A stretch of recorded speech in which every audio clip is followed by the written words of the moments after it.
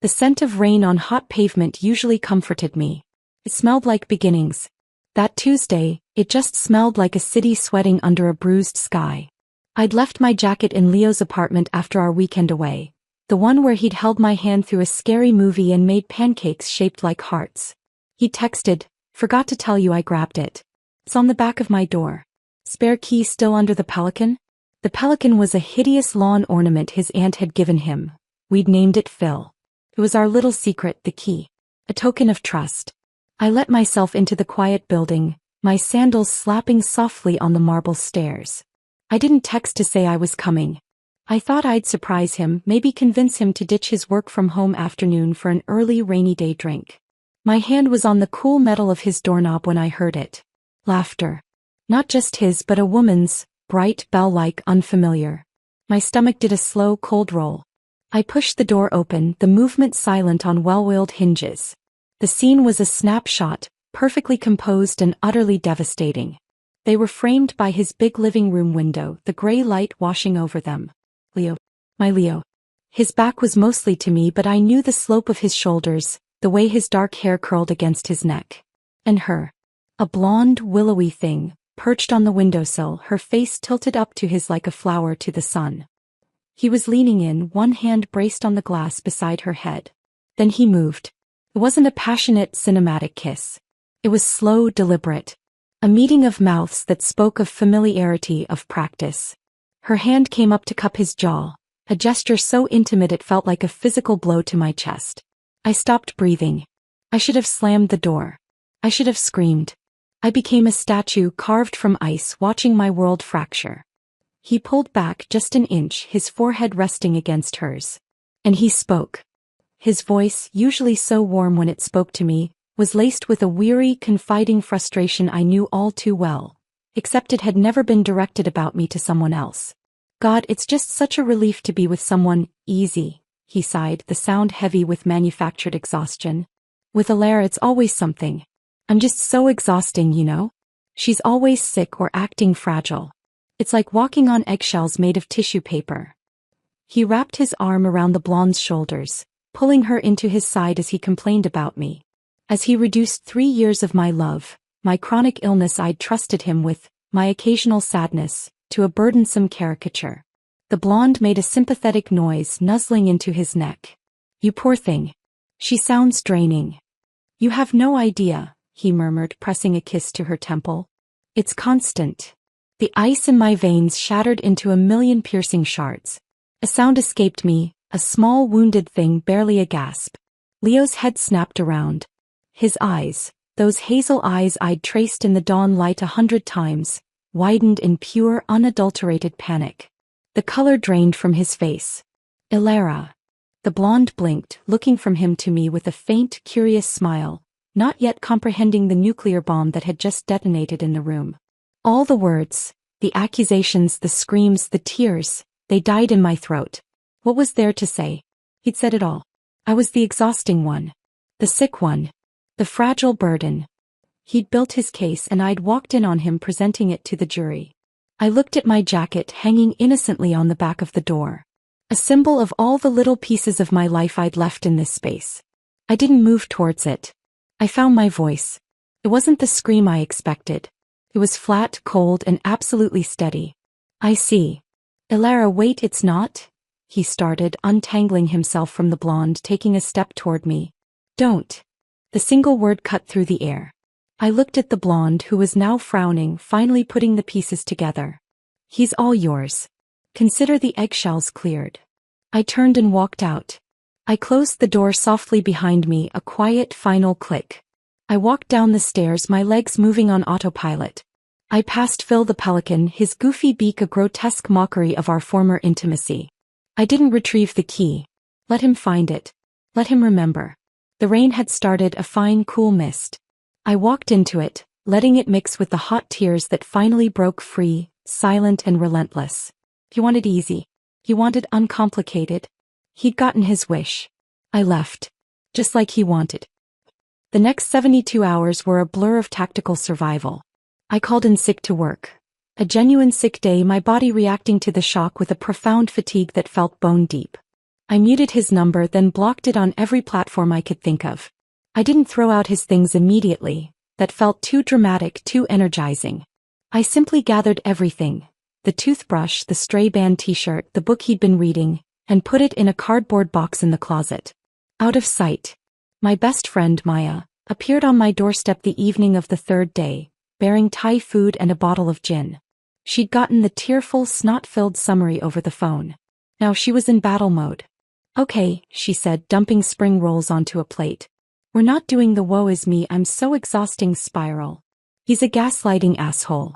"Say it." I poked at a noodle. "He's a gaslighting asshole." Louder. And with feeling. "He's a gaslighting asshole." Came out as a croak, then a sob, then a laugh that hurt my ribs. God, Maya, he made it sound like my autoimmune stuff was just me being difficult. Like a choice. Because he's a weak-willed, spineless worm who needed to make himself the victim to justify being a cheat, she said matter-of-factly. His new audience buys it? Great. They deserve each other. You are not fragile. You are a goddamn warrior who deals with real pain and still gets up every day. He's the fragile one, fabricating drama. Her words were a lifeline. But in the quiet of the night, his voice echoed. Exhausting. Always sick. Fragile. Was there truth in it? Had I leaned on him too much during the flares? Had my need for quiet nights, for understanding, been too much? The fourth day I forced myself to shower, to put on real clothes. I went to the small art supply store I loved, just to be around colors that weren't the gray of that rainy window.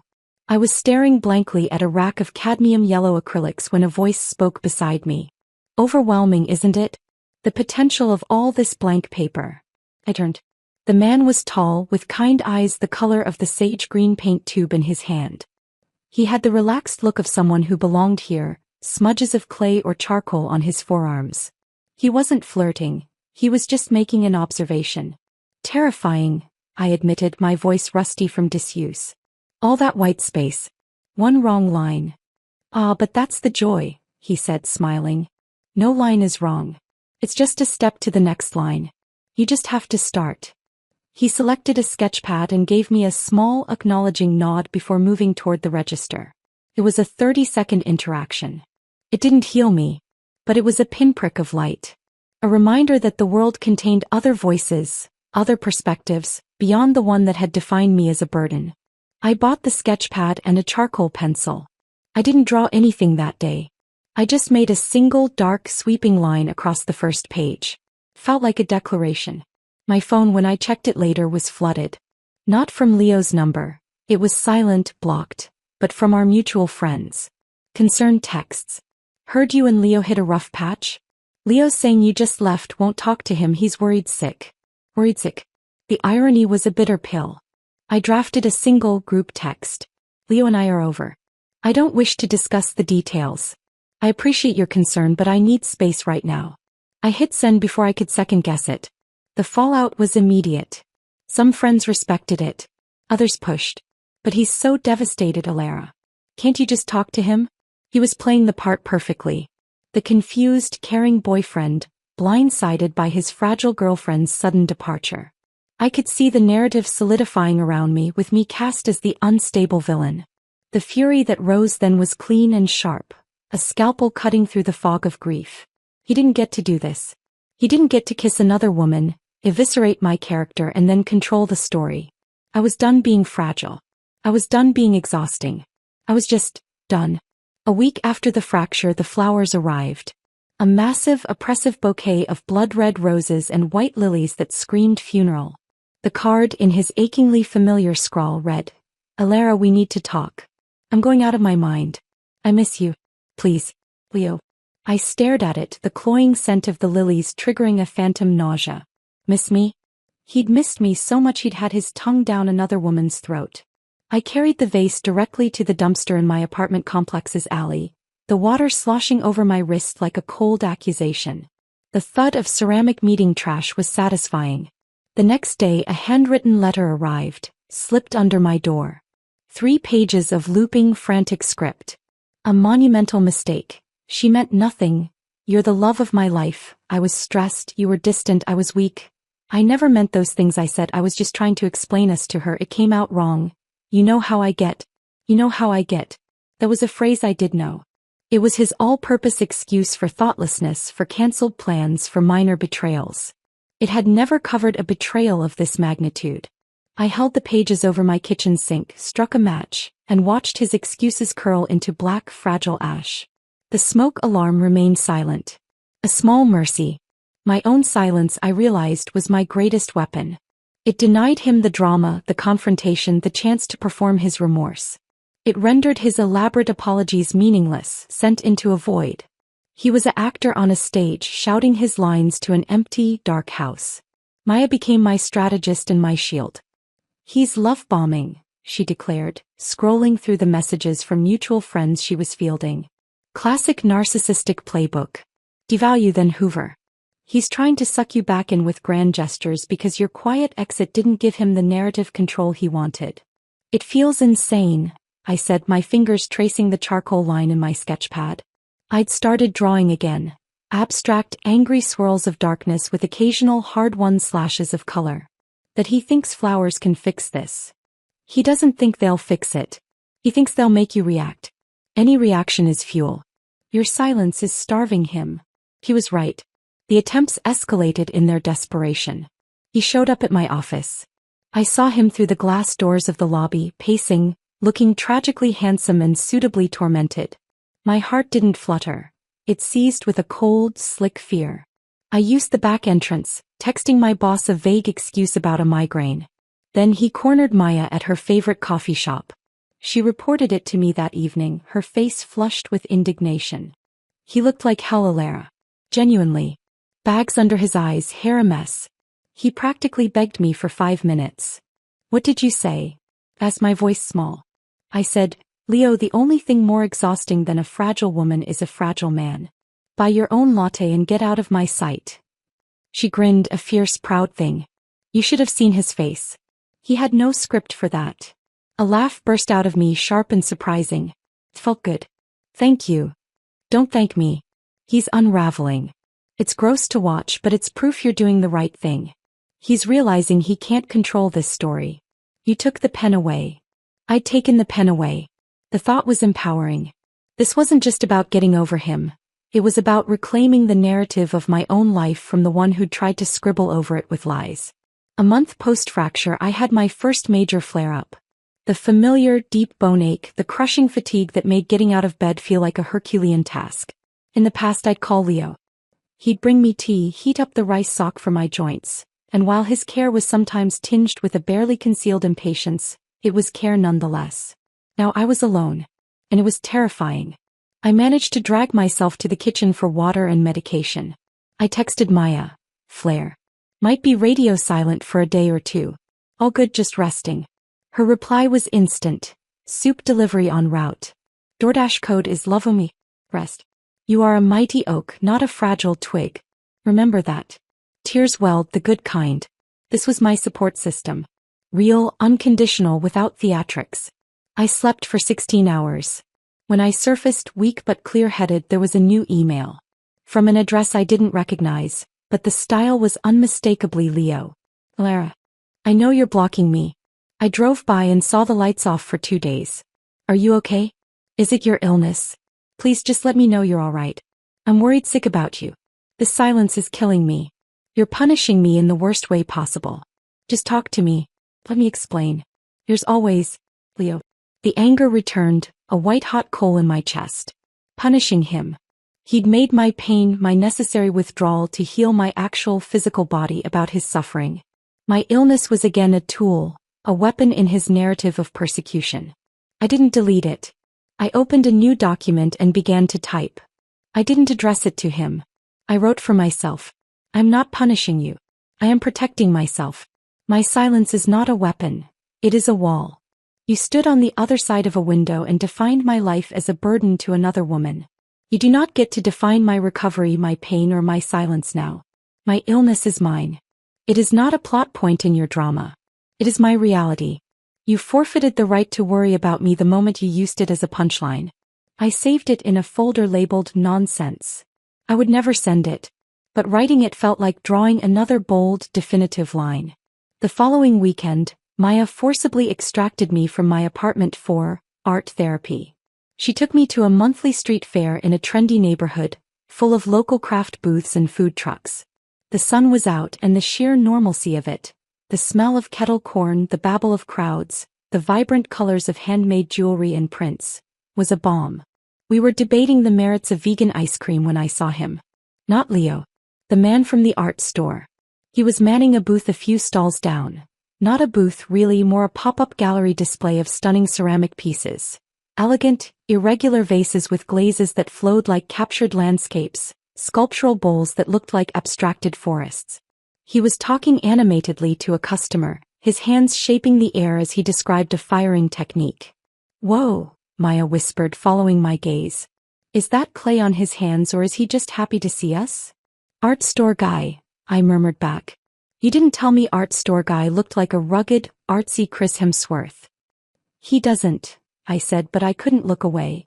There was a grounded, peaceful energy about him, a total absorption in his work that was the polar opposite of Leo's performative intensity.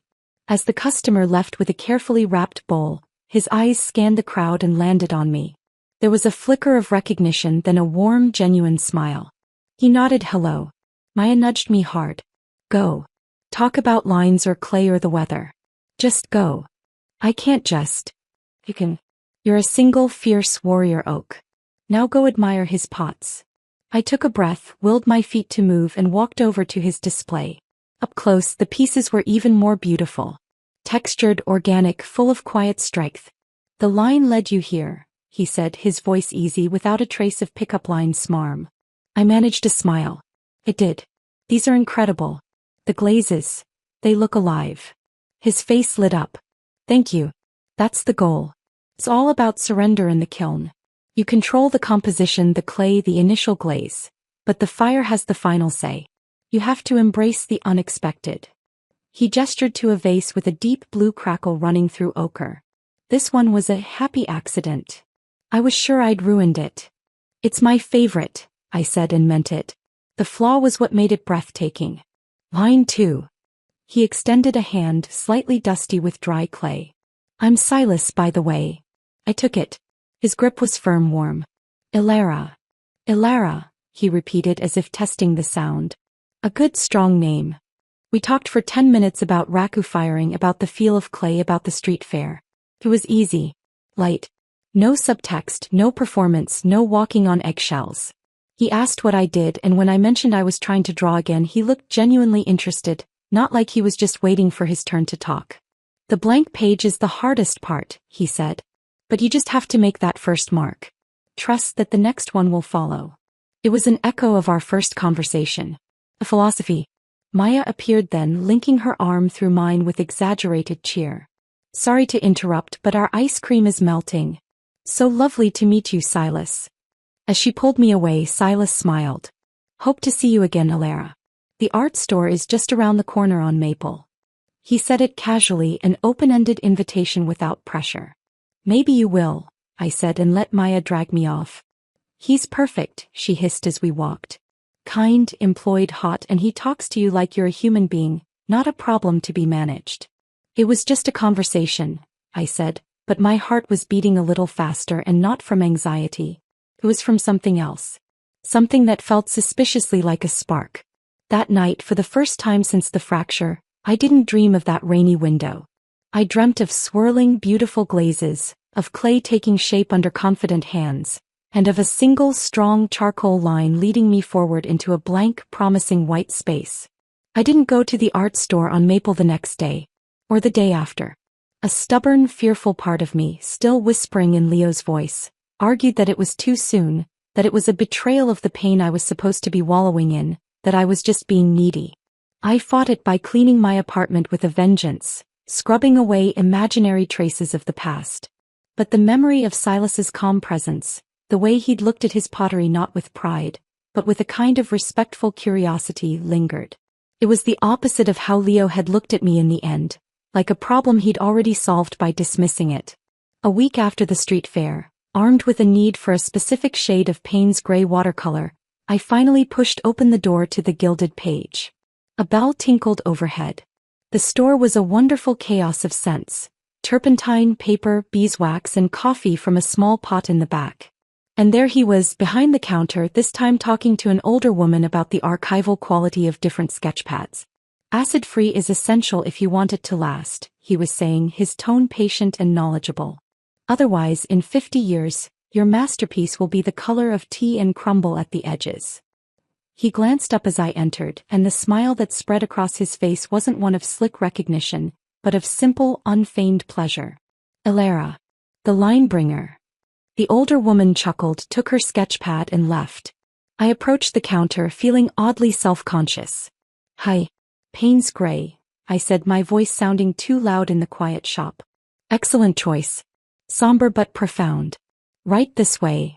He came out from behind the counter and led me to the wall of watercolor tubes.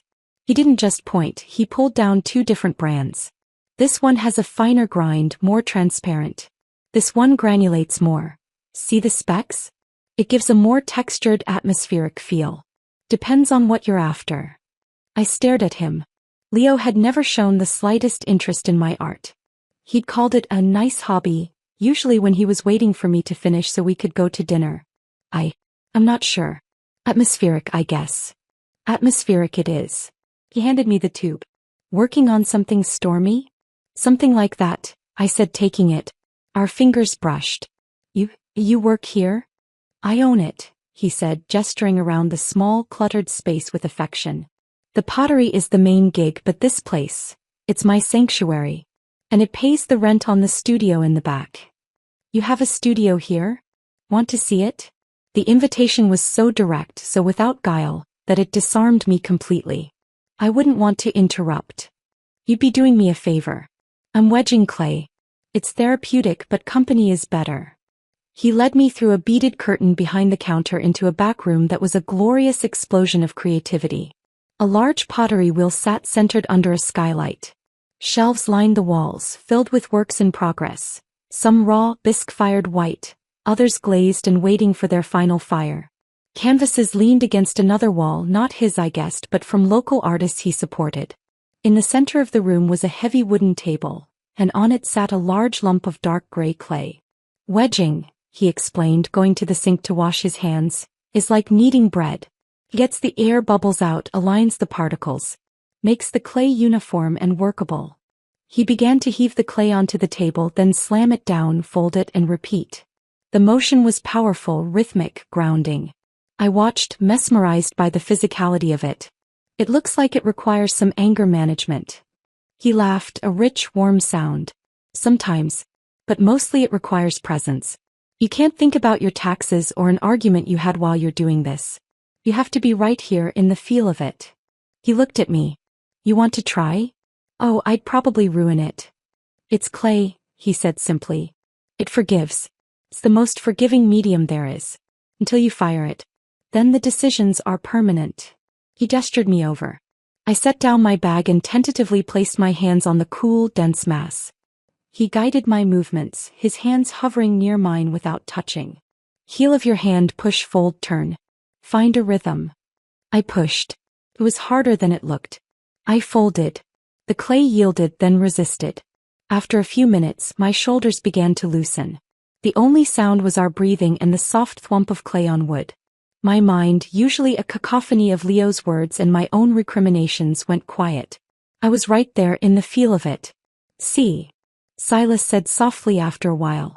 Present. I looked up at him. He was watching the clay, a small, satisfied smile on his face. No expectation. No judgment. Just a shared moment in a sunlit studio.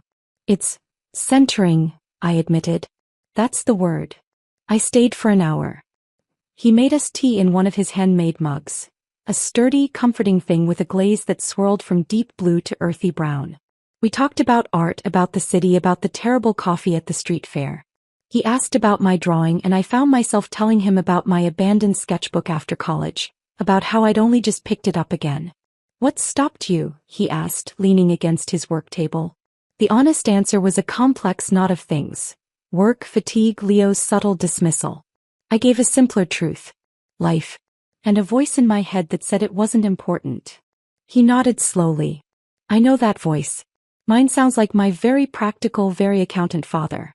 You have to feed it a cookie and tell it to take a nap in the other room. I laughed, a real, unguarded laugh that felt strange and wonderful in my throat. I'll try that.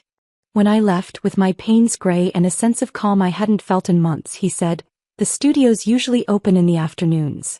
If you ever need to get out of your head. No pressure. Thank you, Silas. Really. Walking home, the city felt different. Less hostile. The blank page in my sketchbook didn't feel terrifying. It felt like potential. That night I opened to a new page. I didn't think. I wet the paper, loaded my brush with the deep, cool gray and let it flow. It became a sky, heavy with unshed rain, but in the distance, I scraped out a thin, sharp line of light with the edge of my nail. It wasn't a masterpiece, but it was a first mark, and it felt like a beginning. The piece was fragile, of course. Leo, denied any direct response, began weaponizing our shared world. A mutual friend, Ben, called me, his tone strained. Hey. Look, I don't want to get in the middle, but Leo came by last night. He's a mess, man. He says you've completely ghosted him, that you won't even let him explain. He says he's worried you're having some kind of breakdown, that you're not in your right mind. The anger was instantaneous, a fire in my veins. Did he tell you why I left, Ben? Pause. He said you had a fight, that you misinterpreted something you saw and just ran with it. He said you're being volatile. Another word for fragile, for exhausting. He was meticulously rebuilding the narrative, painting me as the emotionally unstable ex. I saw him kissing another woman in his apartment, Ben. He had his arm around her and was telling her I was exhausting, always sick and fragile. That's not a misinterpretation. That's a fact. Silence on the line. Then a low exhale. Shit. He didn't, he said it wasn't like that. It was exactly like that. I'm not having a breakdown. I am protecting myself from a man who lied to my face and is now lying about me to my friends. Please respect that. Jesus, Silera. I'm sorry. I didn't know. He's been so persuasive. He always is, I said tiredly. Please don't feed him information about me. Anything you know he'll twist. After I hung up, I trembled with rage. He was in my walls, poisoning my support system. I felt hunted. I needed an outlet that wasn't Maya, who would just rage on my behalf. Almost without thinking, I found myself walking to the gilded page. The bell tinkled. Silas was helping a customer choose framing materials. He saw me, took in my probably stormy expression and gave me a small, understanding nod. When the customer left, he didn't ask any questions. The clay is particularly receptive today, he said, wiping his hands on a rag. Just came out of the Deering pug mill. It's begging to be thrown. I don't know how to throw a pot, I said, my voice tight. Today seems like a good day to learn. He sat me at the wheel, showed me how to center the lump of clay, a battle of wills that required brute force and subtle finesse. My first 3 attempts collapsed into wobbly, pathetic lumps. Each failure felt like a metaphor. I gritted my teeth, my hands covered in sloppy slip. Your hands are fighting each other, Silas observed, kneeling beside me. The left steadies the right shapes. They have to work in concert. And you're trying to control it. You have to guide it. Let the wheel and the clay do half the work. Feel for the center. It's there. On the 4th lump, I closed my eyes. I stopped trying to force it into submission. I placed my wet hands around the cool, spinning mass and just felt. I felt the wobble, the uneven rhythm. I applied pressure, not with fury but with intention. Slowly, miraculously, the wobbling ceased. The clay became a smooth, spinning cone under my palms. I opened my eyes. It was centered. A wave of pure, triumphant satisfaction washed through me, so potent it brought sudden, hot tears to my eyes. I wasn't crying from sadness but from the release of it. I could center something. There you go, Silas said softly, no fanfare in his voice. Now you can make anything. I didn't make a masterpiece. I made a small, lopsided bowl. But it was mine. I had taken chaos and spinning force and found the calm center.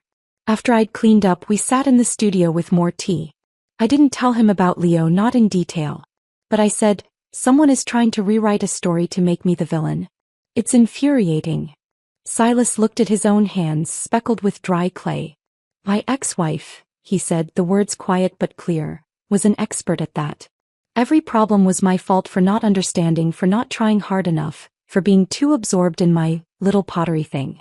It took me a long time to realize I wasn't the author of my own failures in her story. I was just a character she'd written to justify her own choices. His confession hung in the air, a gift of solidarity. He understood. Not the specifics but the violation of it. "What did you do?" I asked. "I left the narrative," he said, meeting my eyes. "I stopped reading her versions. I started writing my own, one lump of clay at a time. It's a slower story. Less drama. But it's true. I left the narrative. That was exactly what I had done. And what Leo was so desperately trying to pull me back into. This helps," I said, gesturing to the wheel, the studio. "More than you know." "Anytime," he said. And I knew he meant it. As I was leaving, my phone buzzed. A text from an unknown number. My blood ran cold.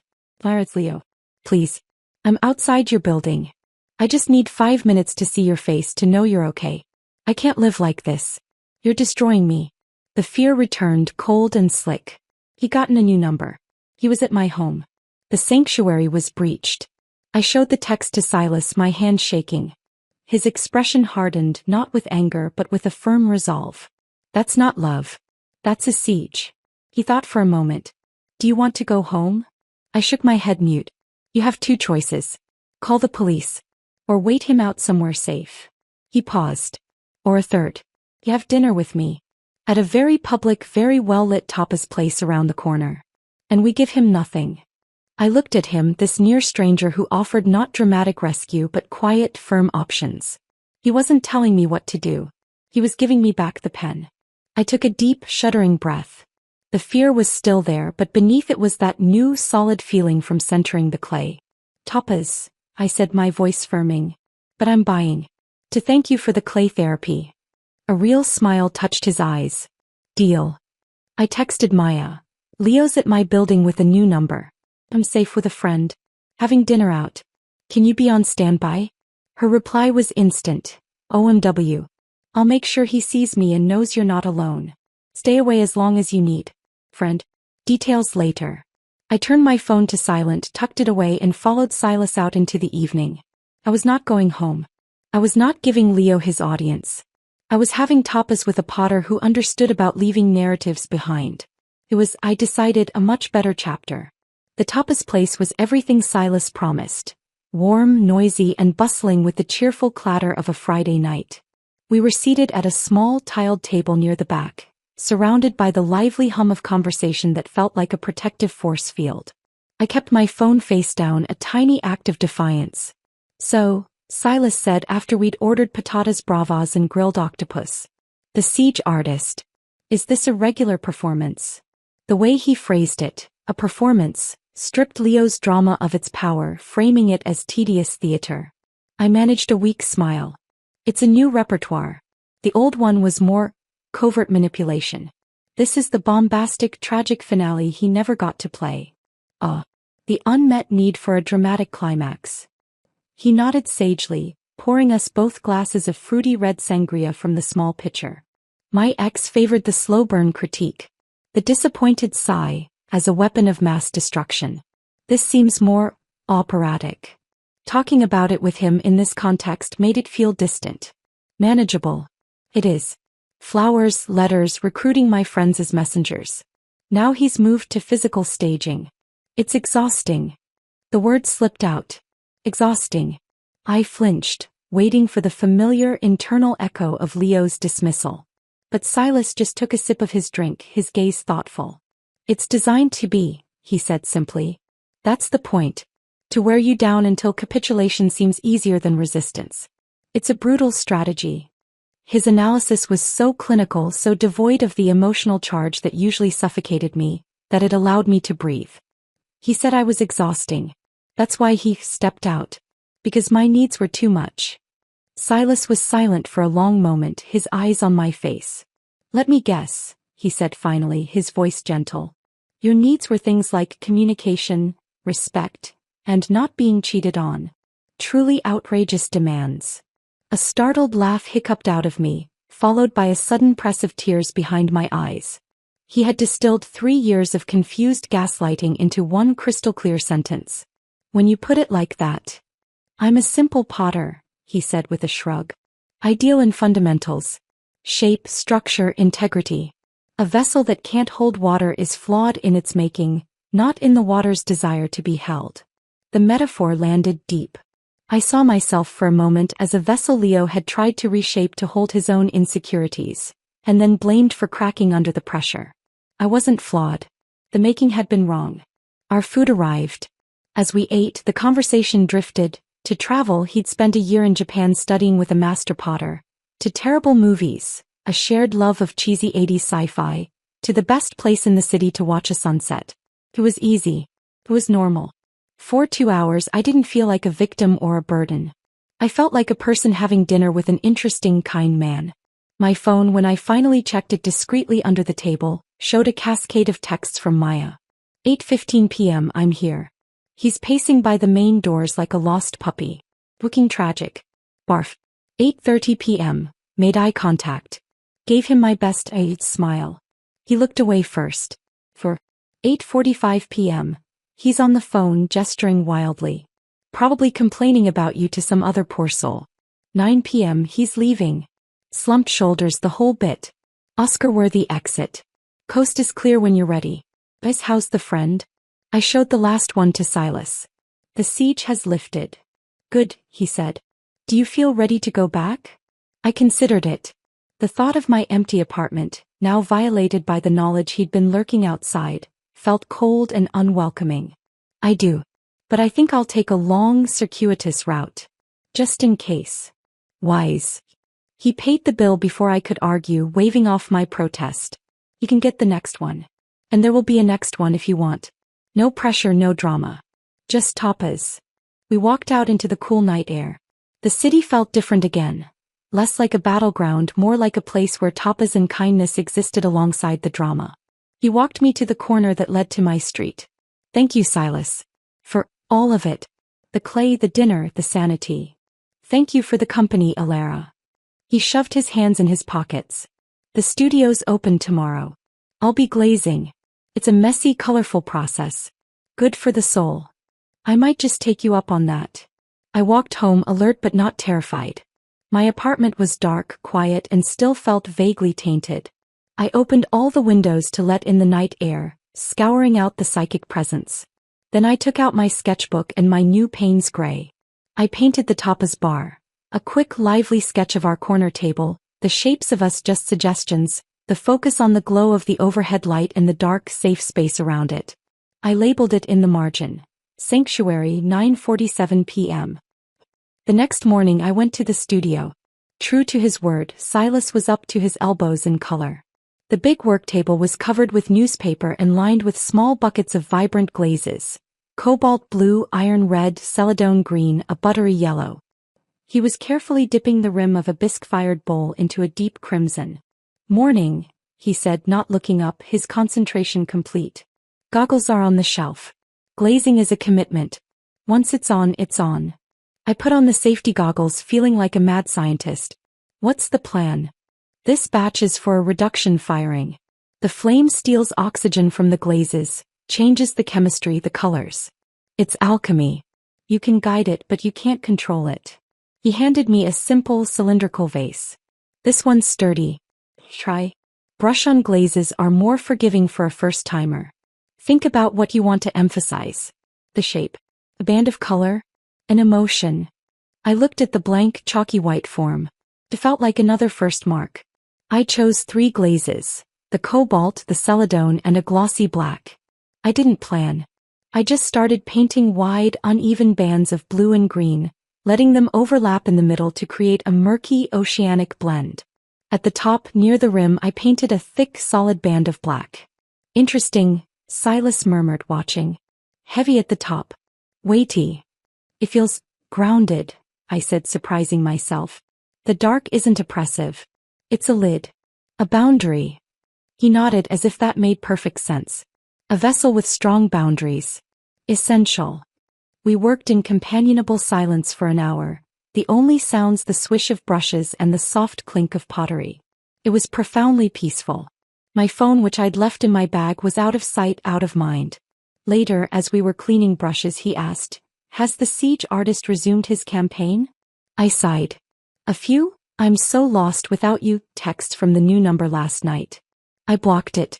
Maya says he's been calling mutual friends, telling them he's fearing for my well-being since I'm isolating myself. Classic, Silas said, his mouth a firm line. Reframe the victim's self-protection as a symptom of instability. It's a very effective smear. How do you stop it? The question was a plea. You can't stop him from talking, he said, running clean water over a brush until it ran clear. You can only live your truth so brightly and consistently that his story starts to sound as ridiculous as it is. And you protect your space. Legally if you have to. He looked at me. Have you considered a cease and desist? It's not a nuclear option. It's a boundary. This behavior will not be tolerated in legalese. The idea sent a thrill of both fear and power through me.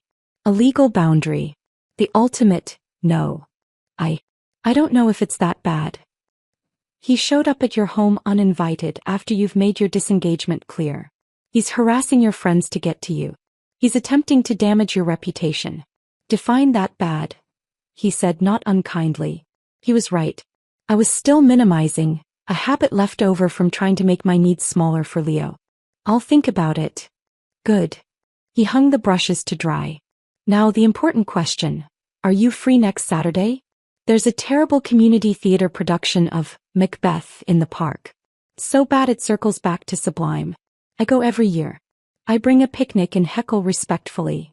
I laughed. That sounds perfectly undramatic. I'd love to. The following week held a new rhythm. Mornings were for work and managing the lingering fallout of Leo's whispers. Afternoons, when I could, were for the studio. I didn't always work with clay. Sometimes I just drew in the corner, soothed by the smell of earth and the sound of the wheel. Silas was a steady, undemanding presence. Our conversations meandered. We debated the best pizza topping. He was a purist. I argued for pineapple as a valid, if controversial, choice. He told me stories about his disastrous first gallery show.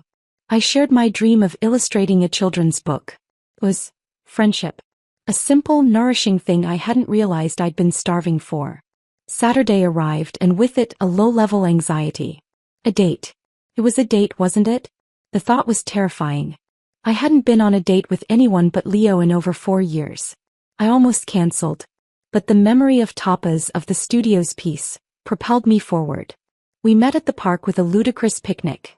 Fancy cheeses, crusty bread, grapes, and a truly terrible bottle of boxed wine he insisted was part of the tradition.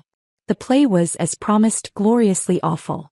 The actor playing Macbeth had a pronounced lisp, and Lady Macbeth's out-damned spot monologue was delivered with the passion of someone reading a grocery list.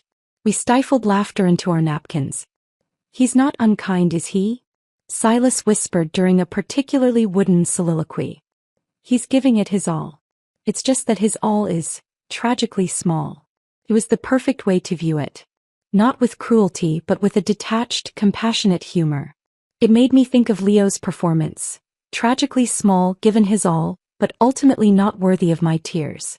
As the sunset painted the sky in streaks of orange and purple, we packed up. The air between us had shifted, charged with a gentle, tentative awareness. Walking back to the street, our hands brushed. Once, twice.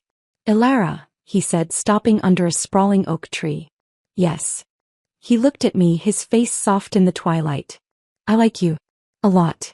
I want to be clear about that. But I also see the fortress walls you're still building, brick by brick. They're good walls. Necessary walls. I don't want to be a siege engine trying to knock them down. I'd like to be allowed to visit inside the gates sometime. When you're ready. No timeline. His words were a balm. He saw my protection not as a rejection of him, but as a necessary project of self-preservation. He wasn't demanding entry. He was asking for an invitation. The gates are rusty, I said, my throat tight. And the courtyard is a mess. There's a lot of rubble. I'm good with rubble, he said, a smile touching his eyes. I'm a potter. I make beautiful things from dust and earth and water. He walked me all the way to my door. He didn't try to kiss me. He just squeezed my hand, a warm, firm pressure. Good night, Elara. Good night, Silas. I floated into my apartment. For the first time since the fracture, the space felt filled not with absence or fear, but with a quiet, glowing potential. I wasn't ready for a new love story, but I was ready for a prologue. One written at my own pace in my own hand. I opened my sketchbook to a fresh page. This time I didn't reach for the Payne's gray. I chose a burnt sienna, a warm, earthy red. And I began to draw the oak tree from the park, its roots deep and strong, its branches reaching wide under a twilight sky. It was just a tree, but it felt like a promise. The oak tree sketch, warm and rooted, stayed taped to my fridge. A quiet reminder of a night that felt like a turning point. The rhythm of my new life solidified. Work, studio, Maya's fierce friendship, and the slow, gentle unfurling of something with Silas that felt more like discovery than pursuit. Leo's campaign, denied its primary audience, grew more diffuse but no less insidious. Whispers among distant acquaintances reached me. I heard Alara had a mental break. Leo's so worried she's cut everyone off. The narrative was metastasizing in the spaces I'd vacated. My anger hardened into a cold, clear resolve. Silas's suggestion of a cease and desist letter no longer felt extreme. It felt like a necessary piece of armor. With Maya's help, her fiancé was a lawyer. I drafted a simple, unequivocal document. It stated that all contact, direct or through third parties, must cease. It listed the behaviors. Showing up at my home and workplace, harassing my friends, disseminating false information about my mental state. It was clinical. It was powerful. We sent it certified mail to his apartment. The day it was marked delivered, my hands wouldn't stop shaking. This was a line in the sand drawn in legal ink. I expected retaliation. A storm. Instead there was silence. A profound, eerie quiet. The new numbers stopped texting. The friends stopped calling with concerned updates. It was as if a switch had been flipped. The relief was so immense it felt like a physical unclenching of muscles I'd held taut for months. He's a coward at his core, Maya said over celebratory margaritas. The second there's a real-world consequence, a paper trail, he folds. He only thrives in the shadows of he said she said. He was likely right. The silence felt less like peace and more like the calm eye of a hurricane. I kept my guard up, but I also let myself breathe. This new breath found its way into my time with Silas. With the external siege lifted, I could finally look inward at the internal damage. We were in his studio and I was attempting to throw a taller, thinner vessel. It kept collapsing. It's too ambitious, I groaned, watching the clay wilt into a wobbly mess for the third time. It's not the ambition, Silas said, watching my hands. You're afraid of its height. You're not supporting it fully because you're scared it'll fall. So you hesitate, and your hesitation guarantees the fall. The metaphor was too apartment. I sat back, defeated. How do you stop being afraid it'll fall? You commit, he said, moving behind me. He didn't touch the clay or my hands.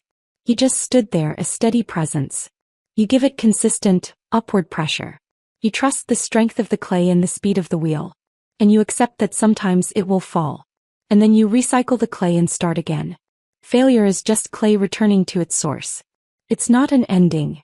I took a deep breath, centered a new ball of clay and tried again. This time I didn't think about the height. Thought about the lift. I focused on the cool, slick feel under my palms, the hum of the wheel, the solidity of Silas at my back. The cylinder rose, tall and surprisingly even. There, he whispered. You're not just making a pot. You're learning to trust the process. I was the clay. And tentatively with him. Our dates became more frequent. Not grand gestures but shared ordinary joys. A silent movie at an indie theater with a live pianist. A scavenger hunt through a flea market for the ugliest mug. He won with a horrific cat-shaped abomination. We cooked dinner together in my kitchen, a simple pasta, and it felt more intimate than any fancy restaurant with Leo ever had. We really talked, about our past. I shared more about my illness, the fluctuating reality of it. He listened, asked thoughtful questions about management, never once framing it as a burden. It's part of the landscape of you, he said one evening as we washed dishes. Like the clay's memory, its tendency to warp or crack if not treated right. It's not a flaw. It's a characteristic that informs the making. You have to work with it, not against it. No one had ever described it like that. To Leo it had been a random, inconvenient fault line. To Silas it was integral to the topography. 2 months after the cease and desist, I had a minor flare-up. Just a day of deep fatigue. I texted Silas to cancel our plans to see a band that night. No problem at all, he replied. Rest. Can I bring you anything? Soup? Terrible movies? Soup would be amazing, I wrote back, a little weepy from relief. An hour later he was at my door with containers of homemade chicken noodle soup and a borrowed DVD of a famously cheesy 90s action movie. He didn't stay long. He set up the soup on my coffee table, put the movie in, and fluffed the pillow behind my head. I'll leave you to it. Text if you need anything. Even just to rant about the bad dialogue. You're not staying? Asked, surprised. He smiled. You're tired. Company is work. This is about rest. I'll see you when you're feeling brighter. He dropped a kiss on the top of my head, a gesture so sweet and asexual it melted me, and left. I cried a little then, but not from pain. From the sheer, overwhelming novelty of being cared for without an agenda, without a ledger being kept. It was care that asked for nothing in return, not even gratitude. The next weekend, feeling strong again, I invited him to a party at Maya's apartment. It was a big, loud affair full of her loud, wonderful friends. It was my first real foray back into a social scene where I might be seen as a single woman. I was nervous. Stay close to me, I whispered to Silas as we entered the cacophony. I'm your shadow, he said, handing me a drink. Or your slightly bulky, pottery-themed bodyguard. He was a perfect date. He talked easily with strangers, listened more than he spoke, and his hand found the small of my back in crowded spaces, a steady point of contact that grounded me. I felt happy, light. For a few hours the ghost of Leo was nowhere to be found. It was around 11, the party at its peak, when the universe decided to test my newfound peace. I went to the balcony for a breath of cool air. Silas was inside, debating the merits of different kiln types with a fascinated architect. I was alone, looking out at the city lights, when I felt a presence beside me. I turned, expecting Maya or one of her friends. It was Ben, the mutual friend who'd first called me with Leo's breakdown story. He looked uncomfortable, holding a beer like a shield. Elara. Hey, you look really good. Thanks, Ben, I said, my guard slamming up. The peace of the evening evaporated. Listen, he said, lowering his voice. I know you said not to, but I saw Leo last week. I stiffened. I don't want to hear it. It's not like before, he rushed on. He's different. He got your letter. Shattered him. He's in a bad way, Elara. Really bad. He's lost his job, not fired, but he quit, couldn't focus. He just sits in that apartment according to his roommate. He's not eating. He looks like a ghost. He's not bad-mouthing you anymore. It's just broken. He says he's finally realized the magnitude of what he did. I stared at the glowing tip of a distant antenna. A cold stone settled in my gut. This was a new tactic. The tragic redemption arc. No longer the persecutor but the penitent. It was more dangerous because it tugged at the oldest, most conditioned parts of me. The caretaker, the fixer. That's very sad, I said, my voice flat. He should see a therapist. He is, Ben said, leaning in. That's the thing. He is. He's trying. He's drowning. He keeps saying he just needs to see you once. To apologize to your face. Not to get you back, he says he knows he doesn't deserve that. Just to clear the air. So he can maybe start to forgive himself. The audacity took my breath away. His journey to self-forgiveness was now somehow my responsibility to facilitate. Ben, I said slowly, turning to face him fully. He betrayed me in the most fundamental way and then spent months trying to destroy my reputation. There is clear. It's clear because I walked out of the toxic fog he created. I owe him nothing.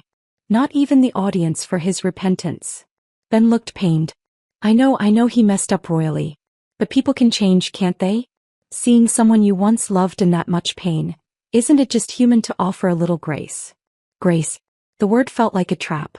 The kind of grace that would, I knew, immediately be interpreted as a crack in my armor, an opening to be exploited. My humanity is not defined by my willingness to be an emotional prop for his recovery, I said, my voice beginning to tremble with anger. His pain is a consequence of his actions. It is his to manage. Not mine. I saw Silas then through the glass door. He'd been watching. He saw the distress on my face and began to move toward the balcony. Before he could reach me, Ben played his final card. He said to tell you he's at the grind. Right now. The coffee shop on 4th where you had your first date. He's there every night, he said, just in case. Just hoping for a chance to say he's sorry. He said he'll be there until midnight. The grind. Our first date. He was weaponizing nostalgia, staging his remorse in the set of our beginning. It was a masterstroke of emotional manipulation. Silas opened the balcony door. Everything okay out here? His tone was neutral, but his body was positioned subtly between Ben and me. It's fine, I said, but my eyes betrayed me. Ben took the opportunity to slip away. Just think about it, Alara. No pressure. I just had to tell you. When he was gone, Silas didn't ask. He just waited. He's at the grind, I whispered, the words tasting like ash. Our old place. Begging for a chance to apologize. Ben says he's a broken man. Silas was silent for a long moment, looking out at the city. A broken man, he mused. And he thinks the glue is your forgiveness, delivered on his chosen stage. What do I do? The question was a plea. You do what the clay does when it's been poorly fired and comes out of the kiln cracked, he said, his voice low and sure. You acknowledge it's damaged. You might even study the crack to understand what went wrong. But you don't try to refire the same piece. It will only shatter. You take the lessons and you use them to inform the next piece. The new piece. He turned to me, his gaze steady. You don't go to the coffee shop, Alara. You stay at the party with your friend who brought you soup when you were sick. You finish your drink. You maybe even dance. You live in the life you're building now, not the museum of his regrets. His words were the anchor I needed. He wasn't telling me not to feel. He was giving me a framework to understand the pull I felt, the seductive, toxic lure of the tragic narrative, and a better path forward. I didn't go to the grind. I stayed. I drank my drink. I introduced Silas to more of Maya's friends. And later, when a cheesy pop song came on, I pulled him into a small space near the speakers and we danced. It was silly and sweaty and perfect. But as Silas drove me home, the image lingered. Leo alone in the warm glow of the grind, waiting for a ghost. It didn't fill me with vengeance or even pity. It filled me with a profound, weary understanding. He was still writing his story, casting himself now as the tormented hero seeking atonement. And he still wanted me as his co-star. I was done with his productions. I had my own quieter, more beautiful show to live. The curtain had fallen on us long ago. I was not coming out for an encore. I didn't go to the grind. But the knowledge that Leo was there performing his penance in our old haunt became a low-grade hum in the back of my mind. It was less a temptation than a morbid fascination, like watching a storm you know is moving away. Silas's metaphor of the cracked pot stayed with me. I'd studied the crack. I understood its origin. Now I had to focus on the new piece. And the new piece was taking unexpected, beautiful shape.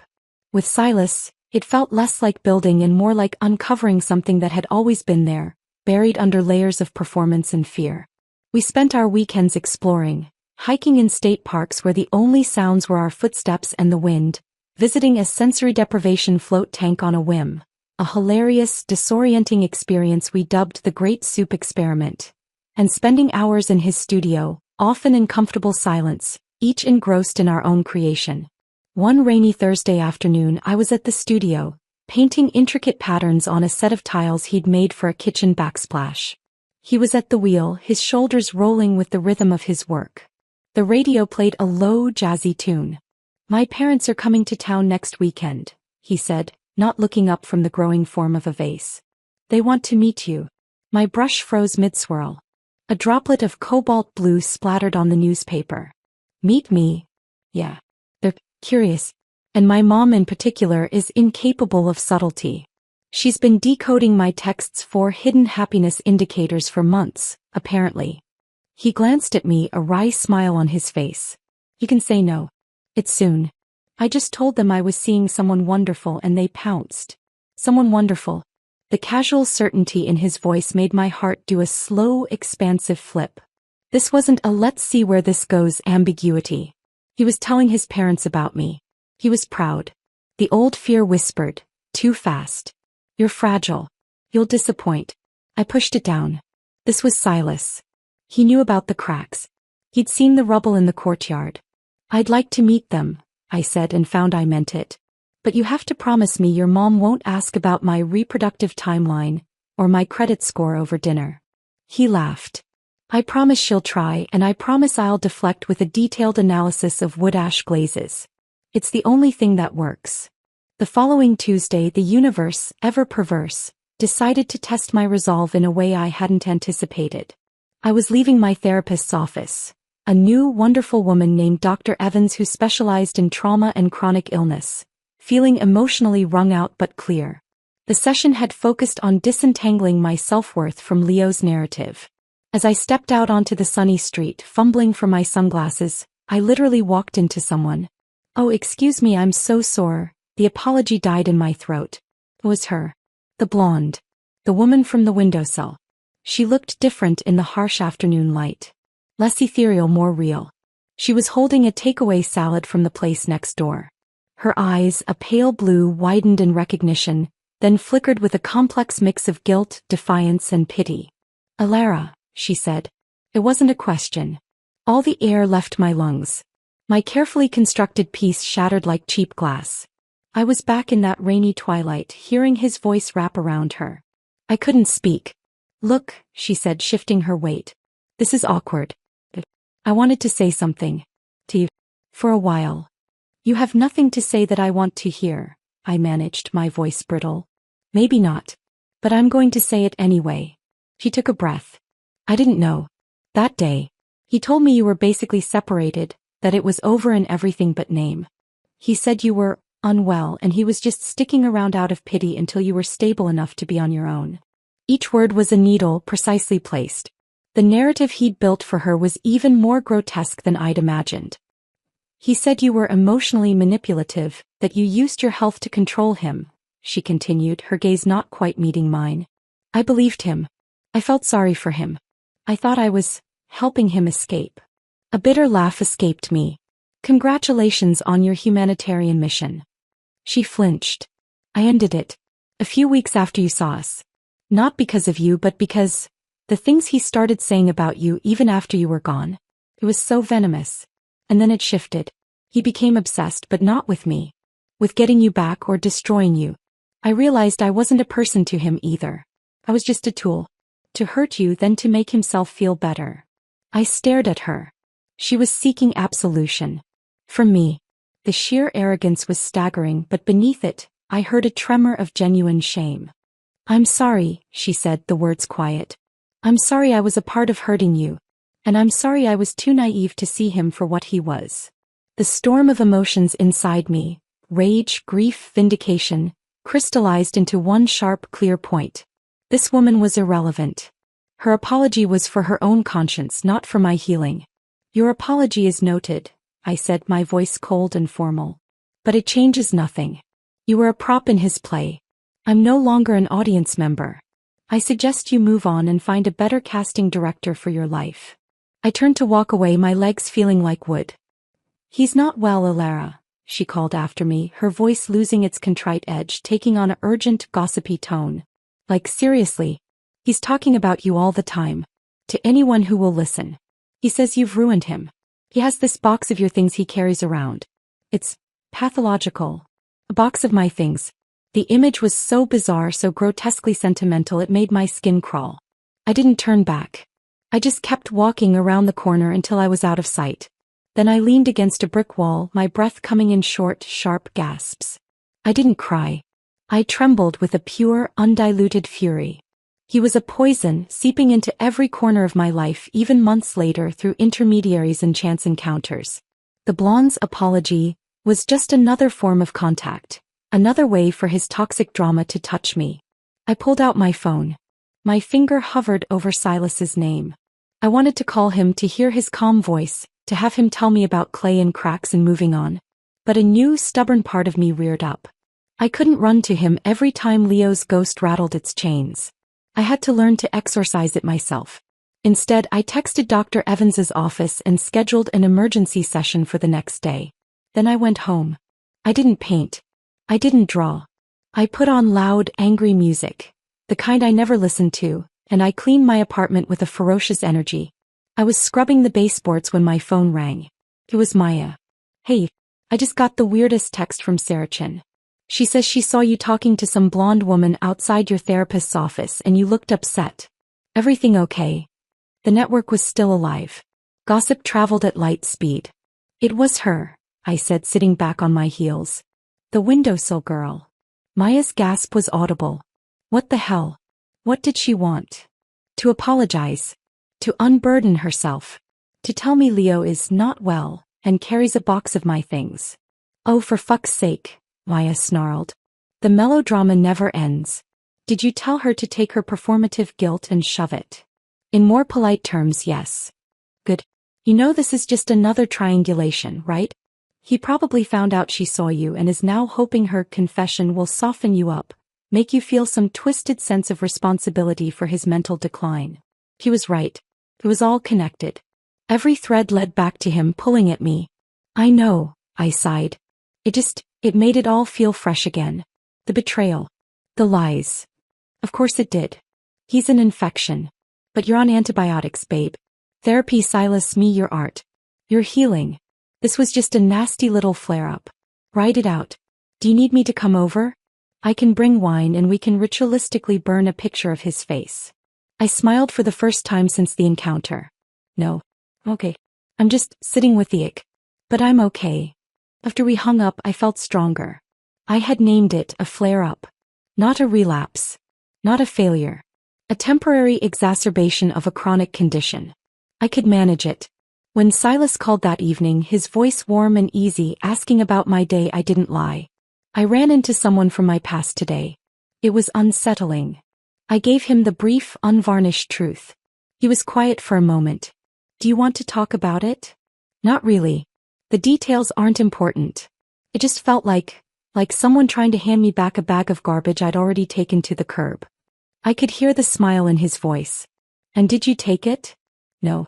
I told her my hands were full. Good. A comfortable silence settled between us. You know, the kiln is cooling right now.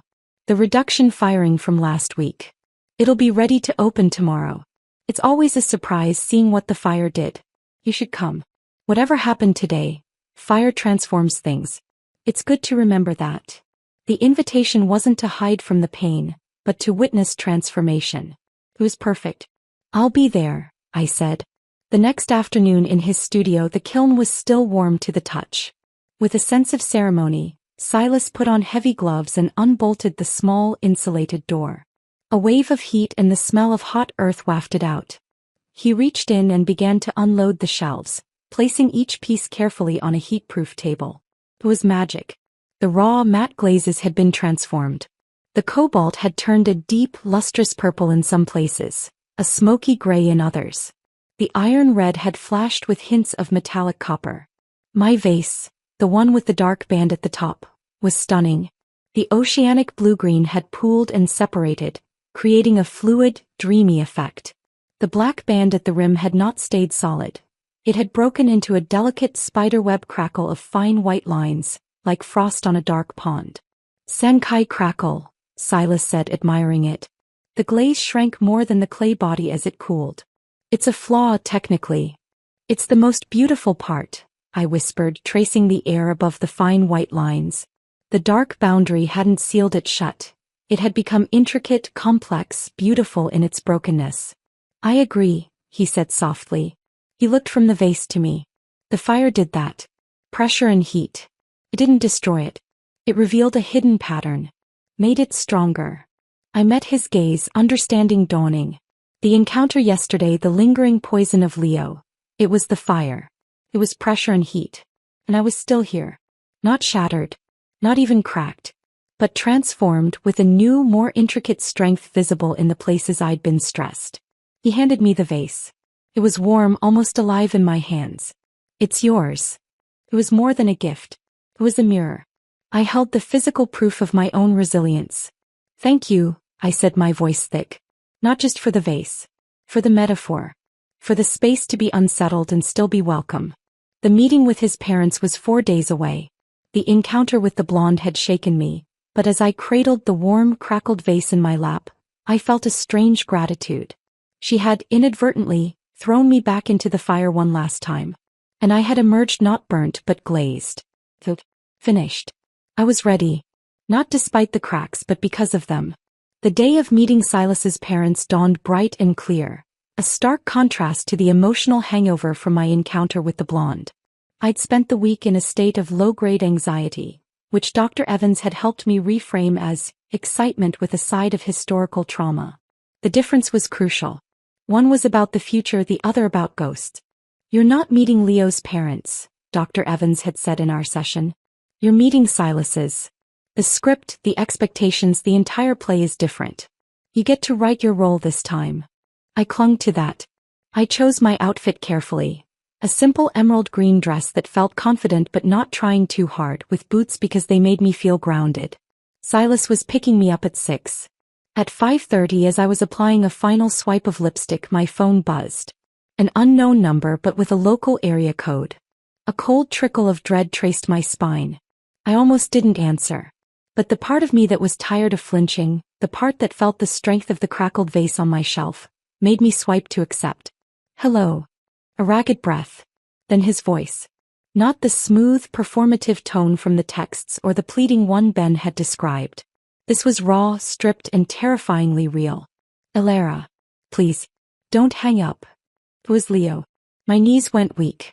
I sat heavily on the edge of my bed. The sound of his voice was a physical shock, a key turning in a lock I'd thought I'd welded shut. All the legal barriers, the silence, the moving on, it vaporized in an instant, leaving me in that rainy room. "How did you get this number?" My voice was a thin thread. I remembered your old PIN. From your laptop. You used it for a pharmacy account once." I guessed. His words tumbled out, desperate, breathy. "I know I'm not supposed to call. I know about the letter. I heard you were seeing someone." "Of course. The gossip network. Ben, maybe, or some other well-meaning traitor." The news of my moving on had finally reached him, and the cease and desist was no longer enough to contain his panic.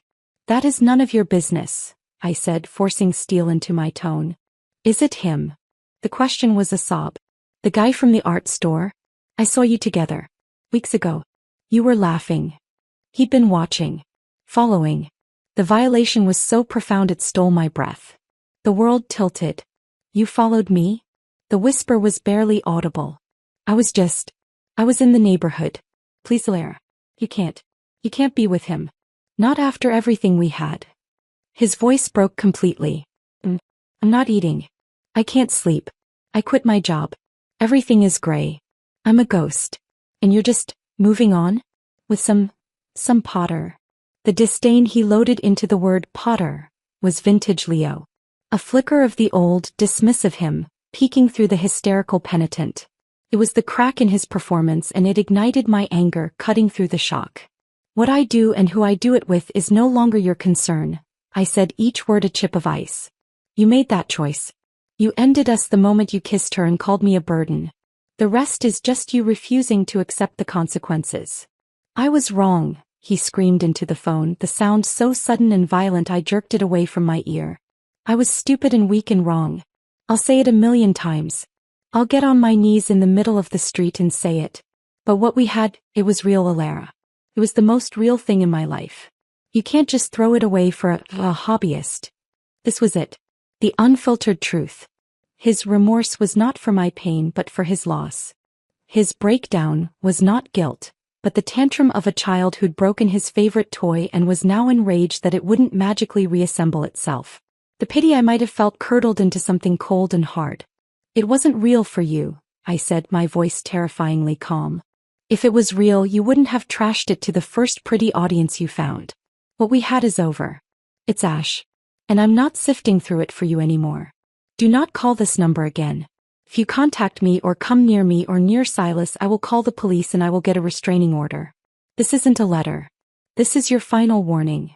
There was a long, shuddering silence on the other end. When he spoke again, the hysterical edge was gone, replaced by a hollow, chilling defeat. "You hate me." "I don't hate you, Leo," I said, and realized it was true. Hate would have been a connection, a fire. I felt nothing but a vast, empty distance. "I'm indifferent to you. You are a stranger who causes me stress. I am removing the stressor. Goodbye." I hung up. My hands were trembling so badly I dropped the phone. I wrapped my arms around myself, rocking slightly on the bed. The adrenaline crash left me nauseous and hollowed out. He'd found a new crack, my new happiness, and tried to hammer a wedge into it. The doorbell rang. Silas. For a wild moment I considered not answering. Canceling. Falling apart. Letting Leo win this small, terrible battle. But the image of the crackled vase, beautiful in its fired strength, flashed in my mind. The fire transforms. I took 3 deep, shuddering breaths. I splashed cold water on my face, reapplied the smudged lipstick with a steadying hand, and went to the door. Silas stood there holding a small bouquet of sunflowers. He took one look at my face, the 2 bright eyes, the pale cheeks, and his smile vanished. What happened? Leo called, I said, my voice miraculously even. 2 minutes ago. His expression darkened, but not with jealousy or anger. With protective concern. Are you okay? Do you need to stay in? We can order in, I'll tell my parents. No, I interrupted, grabbing my jacket. No, we're going to dinner. I am not giving him this night. I am not letting him fire this kiln. I already went through the fire. I'm done. A slow, proud smile spread across Silas's face. He didn't ask for details. He didn't offer platitudes. He just nodded, handed me the sunflowers, and said, then let's go dazzle my parents. The restaurant was a cozy Italian place, all warm wood and the smell of garlic. His parents, Richard and Diane, were already seated. Richard had Silas's kind eyes and a firm handshake. Diane was a whirlwind of artistic scarves and immediate, probing warmth. Alara, we've heard so much. Silas never stops talking about your eye for color, you know. Sit. Throughout the appetizers I felt like I was moving through a dream. My body was here, smiling, answering questions about my work. I'm a graphic designer, so it's digital, but I'm rediscovering analog drawing. But part of me was still back in my bedroom listening to that shattered voice on the phone. Diane, perceptive as a hawk, leaned in during a lull. You seem a little far away, sweetheart. Everything all right? Silas tensed beside me. I placed a hand on his arm under the table. I've got this. I'm sorry, I said, offering a genuine if weary smile. I had a bit of a shock right before coming. An unpleasant ghost from my past decided to rattle his chains. It threw me, but I'm recalibrating. Please forgive my distraction. Richard's bushy eyebrows shot up. Diane's eyes softened with immediate, fierce empathy. A ghost, you say? The kind that doesn't know it's dead and should be quiet. Exactly that kind, I said, grateful for her metaphor. Well, Richard boomed, raising his wine glass. To silencing ghosts. And to the living, who are much more interesting. The toast broke the tension. As the main course arrived, something shifted. The act of naming the ghost, of acknowledging its presence but refusing to let it dominate the table, seemed to banish it. I began to truly listen to Richard's stories about his engineering projects, to laugh at Diane's tales of Silas as a boy, covered head to toe in mud, trying to sculpt the backyard. I asked them questions. I learned that Diane was a retired music teacher and that the 2 of them had met in a community orchestra. I saw the easy, deep affection between them. A partnership, not a performance. It was a revelation. At one point, Diane turned the conversation to my art. Silas says you've started drawing again. That's wonderful. What stopped you before? The old, shame-filled answer rose. Life. A partner who thought it was trivial. My own fragility. But I was in a new story now. I lost my voice for a while, I said, choosing my words carefully. I let someone else's narrative about what was important drown out my own. It took leaving that narrative behind to find the quiet to hear myself again. Diane reached across the table and patted my hand. It takes tremendous courage to leave a story, especially a familiar one. Even a bad story can feel safer than a blank page. Her understanding was so acute it brought a lump to my throat. Silas has been helping me see that a blank page isn't scary. It's full of potential. She smiled at her son, a look of profound pride on her face. He's good at that. Seeing the potential in raw material. After dessert, as we were saying goodbye in the bustling restaurant doorway, Diane pulled me into a tight, lavender-scented hug. You, she whispered in my ear, are a breath of fresh air. And stronger than you know. Don't let the ghosts win. In the car on the way home, the exhaustion finally hit me. I slumped in the passenger seat, the adrenaline fully spent. You were magnificent, Silas said quietly, taking my hand. I can't even imagine what that call was like. And then to come and be that present with them. You left me in awe. I just kept thinking about the vase, I confessed, my eyes closed. The one from the reduction firing. It went through the worst heat and it came out more beautiful. I didn't want to let his poison ruin the glaze on this night. On this. I gestured between us. He pulled over onto a quiet residential street, put the car in park and turned to face me. The streetlight painted his face in gold and shadow. Alara, what he did tonight, that's harassment. That's beyond a letter. We should report it. The word we undid me. Not you should, but we. He was beside me, not in front of me, not behind me. Beside. Tears finally spilled over, hot and silent. I'm so tired of fighting him. I just want him to disappear. I know, he murmured, thumb brushing away a tear. But sometimes making someone disappear requires drawing a line so bright and legal they have no choice but to vanish. Let me help you. Let's go to the police station tomorrow. Just to file a report, to start the paper trail. For the restraining order if it comes to that. Not as a drama. As a boundary. The final, fired glaze boundary. I looked into his eyes, saw no fear of drama, only a calm, determined resolve to protect the peace we were building. He was offering me the tools to build a permanent wall, not just a temporary barrier. I nodded, too weary to speak. He drove me home and walked me to my door. This time he didn't leave. He came inside, made us both tea and sat with me on the couch while I trembled, not crying, just shaking apart in the aftermath. He didn't try to fix it. He just held me, his presence a steady, silent anchor in the storm of my delayed reaction. Later, as I drifted toward sleep with my head on his chest, listening to the solid beat of his heart, I realized something. Leo's phone call, horrific as it was, had served a purpose. It had forced the final firing. It had taken the separate pieces of my new life. My therapy, my art, my friendship with Maya, my growing love for Silas, even my legal stance, and subjected them to a sudden, intense heat. And in that heat they had fused. They were no longer separate elements I was juggling. They were a single, solid, durable vessel. I was no longer getting over Leo. I was living a life in which he was irrelevant. His desperate, final attempt to crack me had only succeeded in proving I was already fired. I was hardened. I was sealed. I was at last done. We went to the police station the next morning. The process was bureaucratic, unnerving, but Silas was a steady, pragmatic presence beside me. We filed an incident report for the harassing phone call, citing the previous cease and desist letter as evidence of a pattern. The officer, a weary-looking woman with kind eyes, took it seriously. "This is the right first step," she said, stamping a copy for my records. "It establishes a timeline. If he contacts you again, call us immediately. That's when we can move forward with more serious measures." The report was a cold, clinical thing. It transformed Leo's emotional tsunami into a series of checkboxes and case numbers. It was profoundly empowering. I wasn't just a woman complaining about an ex. I was a citizen documenting a crime. Walking out into the bland government plaza sunlight, I felt lighter. The ghost had been named, catalogued, and filed away in a beige folder. It wasn't gone, but it was contained. "How do you feel?" Silas asked, squeezing my hand. "Like I just took out the trash," I said. "The really smelly, bulky kind that's been festering for weeks." He laughed, the sound echoing off the concrete. "A perfect description. Now I believe we have a date with some very high-stakes pottery. A commissioned sake set for a terrifyingly discerning sushi chef.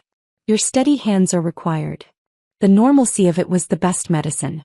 In the studio, the world narrowed to the texture of clay, the scent of wet earth, the focus required to trim the delicate foot of a cup. Leo had no place here. This was a sanctuary he could not pollute. Life, my real life, began to flow with a new, unencumbered current. Weeks bled into months. Spring deepened into early summer. The restraining order never became necessary. The police report, it seemed, had been the final, bright line Leo couldn't cross. The silence from his quarter felt permanent this time, not like the eerie calm before, but like the silence after a storm has truly passed, leaving clean, washed air behind. My relationship with Silas deepened in the quiet spaces. It was in the way he remembered my favorite tea and always had it in the studio. It was in the comfortable silence we shared on his worn sofa, reading separate books, our legs tangled. It was in the way he never flinched when I had to cancel plans due to a flare-up, simply reshuffling his own to bring over soup and bad movies. One evening we were at my apartment.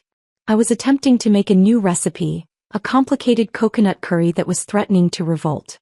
He was at my kitchen table sketching designs for a new series of planters. "The basil is burning," he said mildly, not looking up from his sketchpad. "I know," I yelped, frantically stirring. The onions weren't caramelizing and now everything is happening at once. "It's like a glaze firing," he said, a smile in his voice. "You can prepare perfectly, but once the kiln hits cone 10, all hell breaks loose. You just have to ride it out and hope for the best." I managed to rescue the curry. It was edible. As we ate at the small table, the late sun streaming in, I felt a surge of such pure, simple contentment it was almost painful. "What?" he asked, catching my expression. "I was just thinking," I said, swirling a piece of naan in the sauce. "This. So undramatic. In the best way. The opposite of exhausting?" he ventured, his eyes knowing. The word didn't sting anymore. It was an anthropological artifact from a past civilization. "Yes. Just easy. Not in a lazy way. In a, the pieces fit without forcing way." He reached across the table, his clay-roughened fingers lacing with mine. "Good." The invitation to the gallery show came on thick, creamy cardstock. Silas's first solo exhibition in 3 years, at a prestigious gallery in the Arts District. The title was Kintsugi, The Light in the Break. "It's not just about the Japanese art of repairing broken pottery with gold," he explained, uncharacteristically nervous as he showed me the final pieces being created. "It's about the idea that the breaks, the stresses, the firings, they aren't flaws to be hidden. They're the history of the piece. They're what make it unique, what let the light in. The gold just highlights the beauty of the survival." The pieces were breathtaking. Vases with dramatic, deliberate cracks filled with a luminous gold resin. Bowls that had been shattered and reassembled, the seams glowing. And there, in the center of the proposed display, was my vase. The one with the black and crackled rim from the reduction firing. A small placard next to it in the layout read, "Sanctuary. Reduction-fired stoneware." The boundary becomes a map. He'd included me. Not as a muse but as a fellow artist. As part of his story. The night of the opening was a whirlwind. I wore a deep blue dress that made me feel like night sky. Silas, in a simple black shirt, looked handsome and intensely himself. The gallery was packed. Collectors, critics, friends, his beaming parents. I watched him move through the crowd, talking about his work with a passionate clarity that was utterly captivating. He was in his element. Maya appeared at my elbow, champagne flute in hand. "Okay, I'm not an art person, but this is incredible. And that one," she pointed to Sanctuary, "is my favorite. It looks fierce. And calm. Like you." I squeezed her arm, too full of emotion to speak. As the crowd began to thin, I found a quieter corner near a large, gold-veined sculpture. That's when I saw him. Leo. He was across the room, partially obscured by a group of people, but it was unmistakably him. He was thinner, almost gaunt, his clothes hanging loosely. He wasn't looking at the art. He was staring at Silas, who was laughing with the gallery owner, his hand resting warmly on the small of my back from a distance. A cold wave crashed over me, not of fear but of a profound, weary disgust. He'd found a way in. To this sacred space, to this night of triumph. I didn't panic. I didn't run. The old, frozen statue of that rainy day was gone. I felt the solid floor under my feet, the weight of my dress, the memory of the police report in my filing cabinet. I excused myself from Maya and walked not towards Leo but towards the gallery owner, a sharp-eyed woman named Anya. "Anya," I said quietly, leaning in. "See the man in the gray sweater by the pillar? He's harassing me. He's not supposed to be here. Could security please ask him to leave?" Anya's gaze flickered over, professional and assessing. "Of course. Immediately." She lifted a hand and a large, discreet security guard appeared at her side. A few whispered words and the guard moved with quiet purpose. I turned my back, walking towards Silas. I didn't watch. I heard a low, tense exchange, the sound of shuffling feet, and then the distant chime of the elevator. When I dared to glance, the space by the pillar was empty. Silas, sensing the shift in my energy, leaned down. "Everything okay?" "A ghost tried to haunt the gallery," I said, meeting his eyes. "I had it evicted." Understanding dawned in his face, followed by a flash of anger, then immense pride. He didn't ask for details. He just pulled me close, pressing a kiss to my temple. My fierce, calm sanctuary. Later, as we were helping pack up the leftover wine and cheese, my phone buzzed in my clutch. A text from an unknown number, but I knew. It had to be him. So you looked happy. He can't love you like I did. He doesn't know the broken parts of you. I do. I always will. The words were meant to be a poison dart to sow doubt. But they landed on soil that had been transformed. I didn't feel hurt or angry. I felt a distant, clinical pity. He was still in the dark, obsessed with brokenness as a defining, secret truth. He didn't understand that Silas saw the breaks not as secrets to be known, but as history to be honored, as the very places where the light and the gold could enter. I showed the text to Silas. His jaw tightened, but he waited for me. I typed back a single sentence, my fingers steady. He doesn't love the broken parts. He loves the whole vessel, cracks and all. You only ever loved the idea of breaking me. I blocked the number. Then I took Silas's hand, pressing it against my cheek. I'm done. Really truly done. He's just noise now. The exhibition was a triumph. Sanctuary sold within the week to a renowned collector. My life was full of creative work, of deep friendship, of a love that felt like coming home to a well-built, light-filled house after years lost in a maze. One afternoon months later, I was in the studio. I was no longer a guest, but a partner. My drawings were pinned alongside his glaze recipes. We were working on a collaborative piece, a large platter. He had thrown it, and I was painting an intricate, swirling design around the rim, a pattern inspired by the frost-like crackle of Sanctuary. My phone, face up on the table, lit up. It was a call from Ben. I hadn't spoken to him in almost a year. A flicker of old anxiety sparked, but I let it die. I answered on speaker, my brush continuing its steady course. Alara?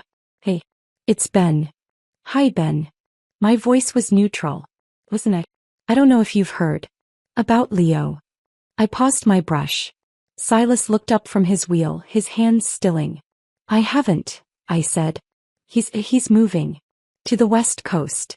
His parents are basically relocating him. He checked himself into an inpatient program a while back. For depression and other stuff. It seems like he's finally getting real help. Ben's voice was hesitant, hopeful. I thought you should know. That he's getting better. And that he's leaving. The news settled over me. There was no schadenfreude. No relief, because the threat had already been neutralized in my soul months ago. Just a faint, quiet hope for a stranger's recovery. I'm glad he's getting the help he needs, I said, and I meant it. I wish him peace, Ben. Truly. Far away from here. There was a long pause. You sound good, Alara. I am, I said, watching Silas's hands resume their gentle, confident motion on the wheel. I'm very, very good. After I hung up, the studio was quiet save for the hum of the wheel and the soft scratch of my brush. Silas didn't speak. He just watched me, his eyes asking the silent question. I looked at the platter we were making. The clay was centered strong. The design I was painting was not meant to cover or distract. It was meant to adorn, to celebrate the form. It was a map of where we'd been, not a scar of what had been broken. I met his gaze and smiled, a real, easy, unburdened smile. It's over, I said. Not as a revelation, but as a simple statement of fact, like noting the weather. Now hand me the gold luster. This line needs a little light. He passed me the tiny bottle of precious metallic paint, his fingers brushing mine.